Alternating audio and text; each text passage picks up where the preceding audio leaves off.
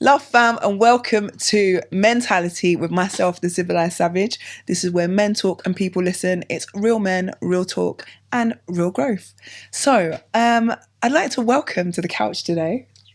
Here he is, Mr. Kaya Nuun Emmanuel, long-time friend of mine. How long have we known? In fact, just you don't even need. They don't even know to that. You don't even need to know how long we've known each other. It's been a long time. Multi-hyphenate, and I'm allow Mr. Kaya Nuun Emmanuel to let the people know. Let them know all about these multi-hyphenates that you have. Okay, Reiki master, teacher, author, musician. I do sound healing and youth work. Mm-hmm. Son, father, uncle, nephew. All the things. Yeah, you know. Embodying all the roles, all the things, all the spirits. Community leader. I've done my bit, you know. Love that. Okay, so first of all, I just want to give a little gratitude to you. Thank you very much for coming to join me and being in the conversation today. This is a pleasure, you know, of course. Thank you so very much. And an honour. Love that for me. So as you know, the mentality space is an opportunity for you guys as men to come and share with me things that are important to you, things that perhaps you feel like are not being spoken about, they're not being maybe looked at in a way that they could be looked at. Yeah. So what are you bringing to the mentality sofa today? I would like to discuss solutions. As Love opposed solution to based, as opposed to just gossiping or sitting down talking about problems and issues and doing nothing about it. So that's what I would. Solutions. Okay, so solutions are pertaining to what specifically? But I love that before you even get into that, I love the fact that you just came in saying you want to talk about solutions, because I feel like when we had a little kind of conversation prior to, we were saying that sometimes as a community, we do kind of dwell on the problems. Yeah, we're always talking about what's going wrong and who's not doing and who's doing too much of. Yeah, finger pointing. Yeah, not realising that when you point one finger, see it there? Never going to finish it. You don't figure it out. That's it.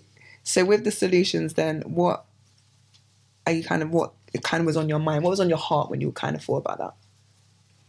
Well, the main thing that's been bothering me at the moment, and it's for a little while now, to be honest, it's just the whole divide on the internet. Between men and women. Between men and women. Mainly. Men and women. And now it's even going into race and everything else, which we don't need. It's not helping us in any way, shape or form. But the divide between the men and the women. Yeah, let's get into that. That's a juicy one. That's been for a minute though, I feel like. It has, but this is the thing now, is you have so many different podcasters and different platforms where people are being given a voice. And you have a lot of people who they haven't dealt with their problems.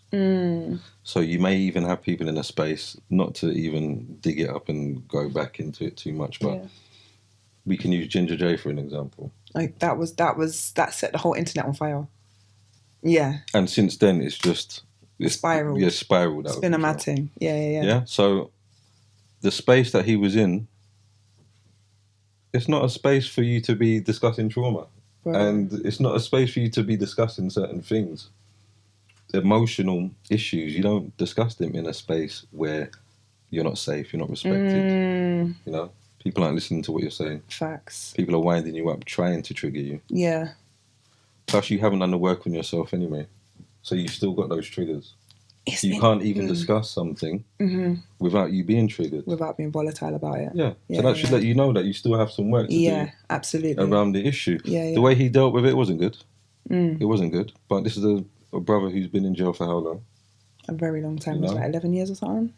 Social skills aren't there. You know, he's been out of touch. But that's just one example. And not even just with people. He's been out of touch with self as well. Because when you're in those kind of environments, you don't even have the environment necessarily. Let me say, but because some people do go to jail and actually turn it around for themselves. Yeah, but I think perhaps, and obviously I don't know this individual personally, but as to your point, it does seem like that time that was in there may not have been spent doing some work that could have potentially helped him to respond differently to that situation.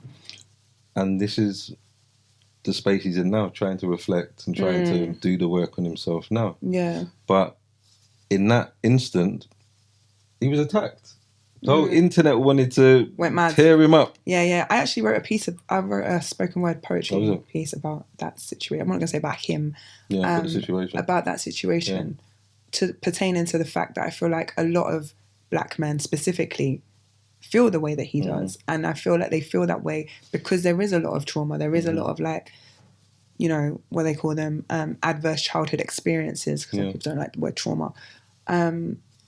And it was almost, the piece is almost kind of like saying, I'm sorry that these things happened to you.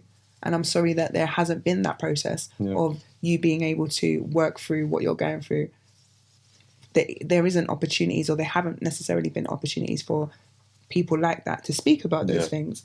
So on that kind of note, and with you being like a Reiki master and a healer and etc., how do you think men are doing healing work? Men are starting to do more healing work now. They are starting to do more healing work. And one of the things that a lot of women like to throw at men these days is, oh, you men acting like women now. What I will say is this. Go on. Men are becoming more emotionally aware and intelligent and present. That's what's happening now. Absolutely. So because we are becoming more emotionally present and more intelligent, it's like we're reflecting now, we're looking at ourselves like, hold on.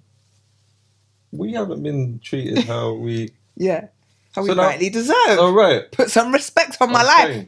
Not even my name. Put some respect on me. So now when a man's talking about...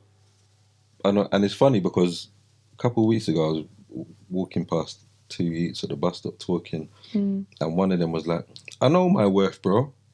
Come on, young king. I'm telling you, come on. No older than 20. But in the moment when he said it, I laughed. And I thought to myself, you sounded like a chick when you said that. But then you had to check you, though. Yeah. But this is the conditioning. Absolutely. This is when I broke it down, and this is when I really started to understand, hold on, okay. So because men are knowing their worth now, because before it was just it was reserved for women, innit? Absolutely. Oh, a woman, know your worth. Yeah. A man should know a woman's worth. Yeah, there's literally campaigns. A woman should know her worth. Yeah. But what about a man's worth? 100%. So now men are awakening spiritually and emotionally. It's like, okay, I know my worth. So now I'm starting to maneuver a different way through life. I'm navigating things differently now. And a lot of women are like, that's like a chick. And that's sad to me. It is sad. I think that's really quite sad. Don't get me wrong. There are some brothers that they act like chicks. Yeah. Truth be told. But no, you have some men that just know their worth. They know they're good men. They know what they bring to the table. They know they're providers, protectors, so on and so forth. And more than that, though, I think I'm gonna let you expand on that, though. In terms of like these kind of characteristics that we assign to the masculine, for me, I feel like I often hear only those two words, and the understanding that I have of the divine masculine energy is way broader. Can you share a little bit on your perception on the divine masculine energy and the character? Because it is an energy, isn't it? I think a lot of people confuse it with black biology and hear masculine and think man. So have you got an insight on that? It's an energy. It's strength. It's power. It's support. It is protection. It is providing at the same time. It's inspiration. It's motivation. It's would you also say it's like stability and support? Yeah. Balance. Absolutely. You know, this is... And like assertion as well, being proactive and actually doing things. But at the same time, I don't feel like being assertive is just a masculine thing. Interesting. Because if you look how the women in the tribes were, and even you look at some of the goddesses, and if you look back in Egypt, Kemet, and these women were fierce women.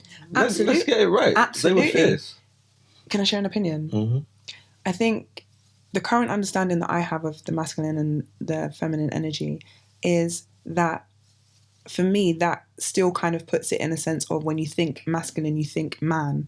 Because I think, again, it's an energy, isn't it? So you can be a woman and be assertive, but that's just part of your because as a woman, we have masculine as well. That's it. So when women stand in their assertion, the way I understand it, that's a woman being in her masculine. Because a lot of the time, again, the narrative seems to be that a woman in her masculine is a negative thing. But with any type of with any type of energy, we can use it for good or we can use it for not so good.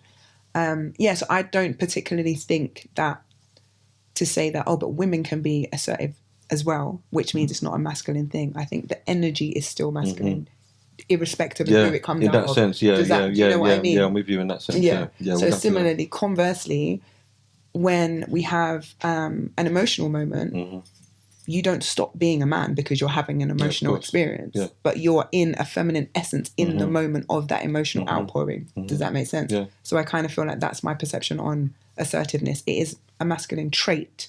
Yeah. But it's not a male thing. Exactly. Yeah. And I think that's the key thing that people tend to get confused. And this is where a lot of people are at the moment. They're figuring out the male, female, masculine, feminine. Energy. Not body, biology. Absolutely. So it's the understanding. So even the toxic masculinity. Most of the toxic masculinity on the planet right now is coming from women. Do you know what? It's coming from women. Let me just readjust myself a second. When you think about it, most of the toxic masculinity. And what makes me laugh is you have a lot of feminist women and they present themselves very masculine. And I've spoken to a lot of women who agree with me. Okay. Share, because I've got a concept that I want about, but I want you to listen to you first. Okay. So it's like you said, there are certain things in the world, certain behaviours that could be seen as masculine energy. Yes. We're not saying male. No. It's masculine energy. Absolutely. Okay, so even how a lot of women look at sex now and their relationship towards sex. Okay. And partners. Their relationship towards dating. Right. What's it look like? Date them all and the best man win and all that.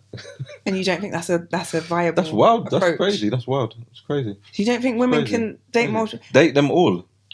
Not necessarily sexually. No, I'm not talking about sexually. Okay. You don't have to. Okay. But you can be getting to know more than one person and developing emotional attachments to them. Okay. Connection, sorry. Yes. And attachments as well, if you're not mindful. So how balanced are you now with your decision making and what you're actually trying to do now with choosing the right one for you? Can I ask a question? So... And you're going to say, well, I'm comparing these. No, listen. Have you ever read a book called The Four Agreements by any chance? No, I haven't. Okay, so in that book, there's a section that says we don't make assumptions. Of the four agreements, one of them is we don't assume. So we don't assume. Okay. So you don't know what I'm going to say. So, no, this fucking earring is killing me. Sorry, can we pause? Thanks. It just dropped out my fucking It's ear. organic, man. Yeah, make it run. That's what I'm going to be like that woman with the wig and she's like, oh my God. Oh my God. Nigga. My God. Oh my God. That went viral though. It didn't it? It did. I don't think my earring's going to go viral though. Okay, so I've lost my train of thought. I think my question was going to be around, so you said you don't really think that women should date multiple people, get to know multiple people. Am I correct in saying that? That's not really your... I don't really think I don't know. Okay, so what I kind of think is the new buzzword at the moment is discernment, right? As much as I think it's valid, it's a valid concept. I think it's something that we do need to practice a lot. How do you suggest that people, but in this case women, because you said you don't think that women should date multiple people, how do you think women can develop their discernment in being able to choose a quality partner with just dating one person? I'll be real with you. And this is obviously just my opinion. When it comes to dating and getting to know someone, you need to be prepared to be open, honest, transparent, and vulnerable. You do, I agree. And if they're not meeting you on that same level, they're not ready for a relationship. Okay. So that's the level of connection. The level of communication, it needs to be thorough. We're not talking surface level, we're talking below surface. Give me an example. The nitty gritty. Give me an example. Need examples, babes. Yeah, the people demand it. The people want to know. Other than So you might want to know what kind of trauma someone has. Okay. So let's. Are you Like, what are your Are you a triggers? role play kind of guy? Are you kind of like? I can do Can we do that? Yeah. Let's do a role play. Let's go. Let's get into it. Let's All right. go. So my role play is like, so we're dating, right? Me and you were hanging out. We're getting to know each other. All the things. We've already been on a date. We've like so now we're at home. Yeah. We're just having a conversation. TV's on. We've just had a little dinner. We're chilling. And you want to get to the nitty gritty. You want to know me on a soul level. What kind of conversations are we having? The kind of conversations that you're having are, what do you feel you need to work on in order to be a better version of yourself? For example. What do you feel triggers you at the moment? What are your triggers? Like, what are your fears? What are your insecurities? Like, don't just tell me all the good stuff. You know? No, I hear it. So these are the conversations we need to be having with people. Love that. And then you can understand someone better. And then you can communicate better. And you can hold space better if you need to hold space for them. But if you don't know what's going on... Yeah. No, I hear it. And I did that the reason why I kind of like wanted to have that kind of little exploration there is because I feel like a lot of the time people... we talk in very kind of abstract terms. Do you know what I mean? People say, oh yeah, I sit with my emotions, and you need to go down on you need to have conversations on a deeper level. Yeah. And we say and we throw around all of these kind of catchphrases, but nobody really gives any tangibles about what that actually looks like. Do you know what I mean? So I love that you said, okay, these are the types of questions. If you're trying to get to know somebody a little bit deeper, we can do that. And to the point about kind of just like, I feel like in the West, we've kind of got it really backwards in terms of dating. I used to live in Qatar in the Middle East, and I lived there for a while. And I kind of came up with this concept, I like to call it the 3-day rule. No, hear me out. Because a student of mine, not a child student, an adult student, a student of mine met and married her husband in 3 days. Yeah. And it's so hilarious to me because, respectfully though, because she said... Muslim? Yes. She said to me, teacher, and even in 3 days, like, it was enough. She said, I knew by day 2, but I wanted extra time. 3 days. So my whole thing with what I kind of learned from her and her story, and the reason I talk about the 3-day rule for myself, feel free to adopt this though, guys, is because I think what I extracted from her story is that in those 3 days, she went straight for the big guns. Yeah. Do you know what I mean? Like, I think like in Western culture, people drag things out. Do you know what I mean? They'll be dating for time, and you'll get 6 months in, then they're asking, what triggers you? What's your traumas? I've noticed these. Yeah. So you've got a whole lot of people in relationships. Today. Yeah, so you've got people in relationships now. Do you know what I mean? Even married couples. So these you questions, don't know certain things about your partner because you've never asked them the question. Do you get it? You never asked them. So I think I brought that memory to mind because I think what you said was very, very important. But I think a lot of people shy away from having those big conversations very early because in their mind it's like, it's too soon. I can't ask them that early. We're still in a talking stage or whatever that is. But if the person's not ready to have that conversation, they're not ready to meet you at the level that you're ready to meet on. If these are genuine questions that you're asking. Because again, if you're moving on a performative level, then even if they respond, you're still going to be misaligned because you're not genuinely in that space yourself anyway. So they're not matching your energy. Okay. Interesting. So as we're talking about like people who can't necessarily match energy, who don't necessarily have capacity to meet us where we are, to kind of circle back and bring it to where we're at right now, how do you think men can do more of their healing work? Like, what does it specifically look like in your opinion? Well, I've got a process called Paul. Oh, as in the name, Paul. Yeah. So P, process. Process your experiences, everything that you've been through, so on and so forth. Then there needs to be that level of acceptance. It's like, okay, I've had these experiences. I'm going to accept the shit. Yeah, it is what it is. Accept it. It is what it is, right? Yeah. Then you need to understand your experiences. So again, this is still a process that's going through. Once you've understood then comes the L. Which is? We level up. Okay. And we let shit go. I like it. You know? So process, accept, understand, let it go. I like that one. And that is it. Process, accept, understand, Let it go. I love that. So there's different things that we need to be looking at. I'm not being funny, but there's a bag of man on the road with PTSD. Literally, and undiagnosed.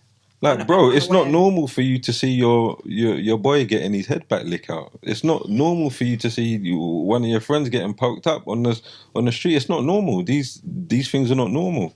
It's not normal stamping someone out and then going home bloodied up and all of these sorts of things. We normalize a lot of this crap because we do it so much. It's not normal to lick a man down and drive home and leave your car parked up and go to sleep. You know? What is the world doing to us? Where are we now? You see what I'm saying? So this is why we have to look at ourselves and say, you know what? Why do I feel the way that I feel certain times? Where does this anger come from? So on that note, we said it's not normal for a lot of guys to see the things that they do, and you know they don't tend to process. So they are having these experiences. This is very real life for a lot of guys. Yeah. And they're not having outlets to talk about it, to share their experiences, etc., etc. Can you speak to me a little bit about your perception of the power of brotherhood or community in perhaps helping guys to work through that stuff? Because if you do see one of those scenarios play out, if you're living a particular type of lifestyle, where do you even go to carry that? You know, when you say like, so I've processed it, I've accepted what's happened, I understand, where do I let this go? Where's the release for me? Yeah. Do you know what I mean? Man, this is the importance of, like, brothers, I'm not being funny. You might see women doing a lot of these practices, yoga, meditation, breath work. They're going on retreats, they're doing this, we're supposed to be doing all of that stuff as well. It's not just for women. Do you understand? These are things that we're meant to be doing. Women going out into parks, hundreds of them screaming. And so I'm not really with the screaming things. Just man them in the pot. I'm not really with the screaming, but there are some brothers who do the whole shouting thing in different parts of the world. Or the smashing thing when they go in the smash room. I love a smash room. All of that. I'm not gonna lie. Yeah. So there are different outlets. You got boxing. You got gym. You've got Kim. Sorry. Yeah. Nature. Connect with nature, man. Ground yourself. No, sorry. Crystals. That very Sound healing. nearly went over my head. That very nearly. It got there and I went, hey! There's things that we need to be doing. It's not just for women. It's not just for women. So don't feel like, and this is another thing, this whole vibe that, healing is soft. You're soft if you're a healer and certain things. I'll be honest with you, I'm probably more dangerous now than when I was on the road. Jeez. To be real with you, and that's the truth. So obviously we know better, so we show better. It is what it is, but the healing has to be done, brothers. We can't be normalising certain things that we're normalising because it's not normal. It's not normal. Sorry, can you run that back? Run it back. We cannot be normalising certain things that we're normalising because it's not normal. It's not normal. And it is as simple as that. Do you understand? There's things that I can think of in my childhood growing up, and these things weren't normal. Getting arrested for a firearm when I was 11 and all of these sorts of things, and getting kicked out of a crew for trying to burn it down, and then you get sent to Jamaica for a couple of years, and then... Can I just say I was not a part of his life when all of this was going on? I wasn't there. But you know, when we was kids, I was naughty, innit? I was naughty.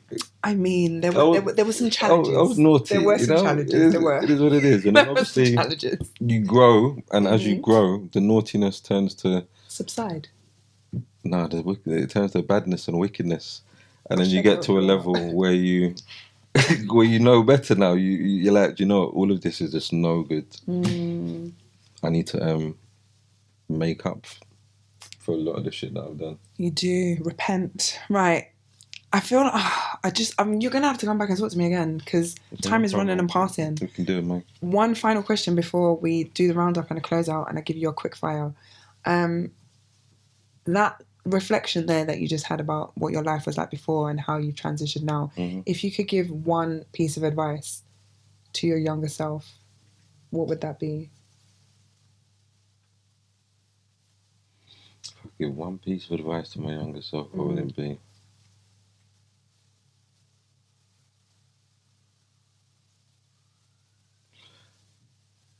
Sad to say, you know, but I would have ignored my dad. Interesting. I would have ignored my dad telling me to not work so much. Like I was doing too much. Oh, so he was telling you to stop working? He said I was doing too much because I was in college. Right. What did he want you to do? I was working Sainsbury's, I was working Debenhams, Argos. I was doing robberies on the street. Robberies was your side hustle? No, how is robbery your side hustle? Man said I was solidly working retail and doing robberies on the side. I was doing all kinds of stupidness, man. It was nuts. But yeah, I should have worked more. I should have worked more. It would have kept me out of trouble, kept me away from certain people. I would have gone in this trajectory that I kind of had patterned for myself. But shit happens, innit? We move. Shit happens. You process, accept, understand. There you go. There you go. That's it. Right. So, Kaya Nuun Emmanuel. Yes, we do. Right, I've got a quick fire round before I let you go. Let's go. Do you know what I didn't actually ask you, which I ask all of my guests and I haven't? So I'm going to ask you this question, then we're going to do your quick fire. So, masculinity. Yeah. Can you give us a definition of masculinity? What does that mean to you? Masculinity, for me, it's just strength, power. I think bold. I think external. Okay. Fair. When I think masculine, these are the things I think These external. are the things that you think about. Fair. Yeah. Okay. Okay, quick fire. Love to me looks like... No conditions. Oh, interesting. Consistent. Okay. Present. Okay. An unspoken truth from a man's perspective is... An unspoken truth from a man's perspective is...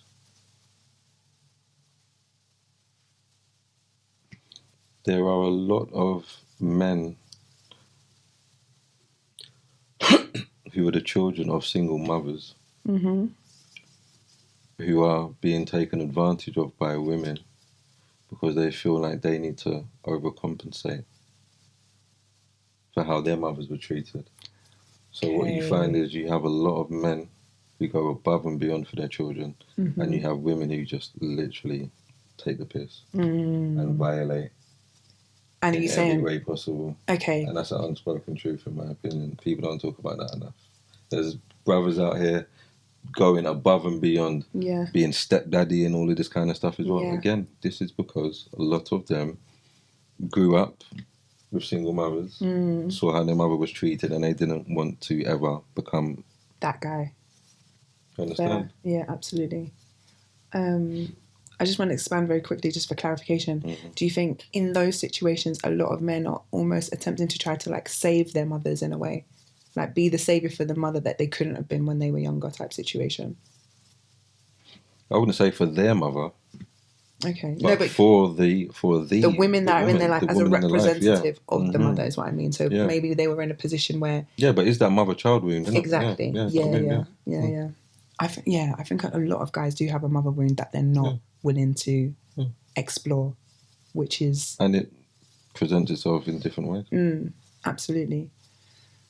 Okay, next one is... what's the next one? It's gone out my head. The next one is... The biggest wound that men need to heal is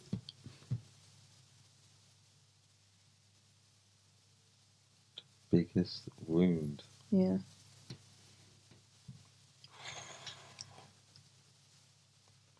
It's probably going to be the father-son. You think that's bigger than father-son. the mother-son? Yeah. Interesting. And the reason I would say so is because that relationship and that dynamic between a father and a son, it's contributing towards who this man is going to be in the world. Mm-hmm. You know, Yeah. is this man going to be a loving man? He's going to be a warrior of light. Mm-hmm. He's going to be out in the He's going to be out in the world doing wickedness. Mm-hmm. So it is important, and I feel like that wound needs to be taken care of, because that's where the whole disconnection from love is as well. Yeah. It's not being shown enough. Yeah. So, like me, for example, my son's 18. Mm-hmm. I don't care where we are. When I see you, you're getting kisses on sight. I love that. I don't care. You understand? So I'll kiss him on his forehead. I'm not, we ain't all cheeks and all of that. You know what I'm saying? Do you know what's crazy about that? I know a lot of men, will hear that, and internally their world is mad for them. What do you mean? Yeah, that's that right there. No, man, It's me. It's an indication. That's me. Yeah, there's things to work on, guys. So I don't care where we are. I don't care how many people are around. Like carnival. Yeah. No, you lot are feeling awkward. I know they're Carnival. awkward right now. So I was waiting for my son and two of my nephews to meet me carnival. So I'm on Latimer Road, big Latimer Road by myself, waiting for them. They arrived. You know what's happening. You know what we're doing here. You understand? It's hugs and kisses on sight. You understand? I love it. And it will always be that until, and he's a bit taller than me, so I have to bring him down to kiss the forehead. But it is what it is. I can't tell you when my dad gave me a kiss on my forehead. I can't tell you a time I can remember hugging my dad. But is my son going to be able to tell his children? Yeah. You can tell all of that. Time. My dad used to always give me a kiss when he used to see me. When he's leaving, he's kissing me as well. Tell me that he loves me. I'm getting hugs. But then at the same time, if you fuck up, you fucked up. And if you have to hold a bad up, you have to hold a bad up. And it's as simple as that. This is the balance. So, yeah, man, that wound needs to be healed. We need fathers in the homes. Yeah. But we need fathers being fathers. Actually. And not dads and donors. Dads. Yeah. You understand? I hear it. Yeah. So I did have another quick fire question, but I'm going to ask you this one question and then we're going to close. Literally, we are, because we've got to go. So on that last little part of the segment, you talked about your relationship with your son, how comfortable you are showing him, and how comfortable it sounds like he is receiving that affection from you. And my thought about that is, as I said, a lot of people are going to hear that and automatically feel very uncomfortable. What would be your message to either those dads who feel uncomfortable if giving that level of affection to their sons, or the sons who would feel awkward about receiving that from their dads? What would be your advice on that? You need to normalise showing love to your children, whatever age they are. Yeah? When your child leaves your presence, you don't know if you're going to see your child again. Do you understand? There's been young people I've worked with, and summer holidays come, and you're thinking, all right, September, you're going back to work and you're going to see this one, you're going to see that one, and no, that one's dead. Imagine. So these things hit hard. Do you understand? If you care, you're going to want to do something. You understand? So make the days count, man, instead of counting the days, innit? Basically. So you have an opportunity to show your children that you love them, tell them that you love them. Do so. It really is as straightforward as that, man. And get used to it. You feel uncomfortable doing it because you've never had it. You've never had it. But if you normalise showing, this is how we break generational curses. This is how we switch up. Yeah, you reanimate your DNA. Yeah? And you pass that DNA on to your children. So now they have certain things instilled in them. They're ready. Yeah. I love that, because I think all too often we talk about generational curses, but just as we can pass down the trauma and the hurt and the bad habits and the bad routines, we can create new ones and we can pass those on. All of the good so as we well. can have, so it's not just about generational traumas and curses, it's about generational love and care and connection as well. That's it. So I think you rounded that off beautifully. Yay! I just want to praise it. All right, before I let you go, thank you very much, assistant. All right, so got a little one. I know, right? Men don't often get flowers. And when you're it's so ridiculous. You know, you were talking about when people leave the house, you don't necessarily know if they're going to come back. You don't know if they're going to see them. And a lot of the time, specifically in our culture, we say you got to give people their flowers while they're around to smell them. This is it. Yeah.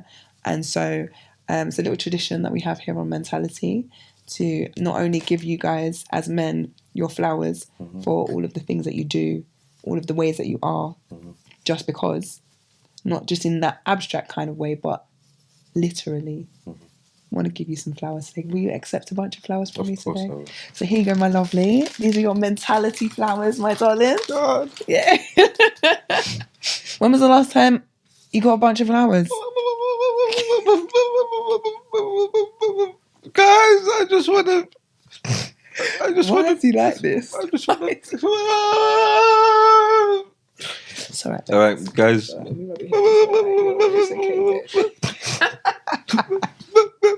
All right, guys. I just want to thank my supporters, everyone that believed in me. I want to thank God. You know, my teammates. Man, the teachers in primary school, Mrs. Winter. I'd never make it. Man, those who believed in me and those who didn't believe in me, man, all of y'all, man, man, God is good. All the time, baby. God is good all the time. All the time. God is good. Something tells me he's quite happy to receive these flowers, right? All right, before we close out, you did mention that you're an author. I am. No, but real spit though. When was the last time you got a bunch of flowers? For real. See? So we see what we're talking about, breaking generational curses and normalizing about 11 behaviour. years ago. Love Yeah, that. my 30th. Okay. So, we've got a plug. Yeah? Soul Ascension, From Dealers Talk to to us about Healers. this. From Dealers to Healers. What's the book about? 222 pages. It's a self-development book. It's good for anyone on their journey. Love. Over the age of 12, you can read it. Okay. Easily digest it. Let everybody know where to find you, please. You can find me on Soul Ascension on TikTok. You can find me on soulascension.co.uk, and that's my website. And Instagram, again, Soul Ascension. Love that. I will put a link to the book in the bio so you can go and cop a copy. You can get yourself a copy of Soul Ascension by Mr. Kaya Nuun Emmanuel, who has been my guest this evening. And thank you so very much for being here. Have you enjoyed the chat? Thank you for having me. It has been glorious, outstanding and marvellous. Outstanding and marvellous. Yeah. Thank you guys. I'm the Civilized Savage. This is Mentality. We'll catch you on the next one. Sure.